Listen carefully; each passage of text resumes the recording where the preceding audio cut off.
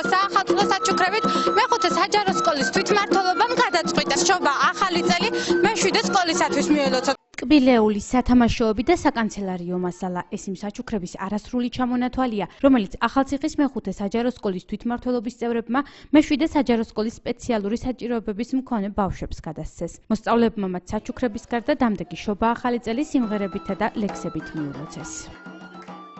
ძალიან ამაღელვებელი დღე იყო და თვითონაც არიან ბედნიერები ამდენი გახარებული სახის ხილვით და სკოლის დირექციამ მათ მხარდაჭერა აღმოუჩინა. მეხუთე სკოლის თვითმმართველობამ გადავწყვიტეთ, რომ შეგვეგროვებინეს საჩუქრები და ამოსულიყავით მეშვიდე სკოლაში პატარა ღონისძიებით, რითაც გავულამაზებდით ამ ბავშვებს ერთ დღეს, მიულოცავდით დამდეგ ახალ წელს და შევეცადეთ ყველანაირად, რომ თბილი ღონისძიება გამოსულიყო და ძალიან საყვარელი ბავშვები არიან. მეშვიდე საჯარო სკოლაში სპეციალური საჭიროებების მქონე ბავშვებისათვის ახალი წლის მილოცვა მეხუთე საჯარო სკოლის თვითმმართველობის წარმომადგენლების იდეა იყო. მოსწავლეებმა ბავშვებისათვის სათამაშოები თავად შეაგროვეს. ტკბილეულისა და საკანცელარიო ნივთებისათვის თანხა სკოლის დირექციამ გამოყო. მათმა სტუმრობამ მეშვიდე საჯარო სკოლის მოსწავლეები გაახარა. სიმღერაში და ლექსების თქმაში სტუმრებს არც ისინი ჩამორჩნენ და პატარებმა საახალწლო ლექსი მეცხრე არხის მაყურებელსაც მიუძღვნეს. შობის ღამე დგებაო, სასწაული ხდებაო, წმინდა სანთესავანთე ფანჯი საქმეზედაო. საჩუქარი მომეწონა ყველა ძგილოთო ახალ წელს.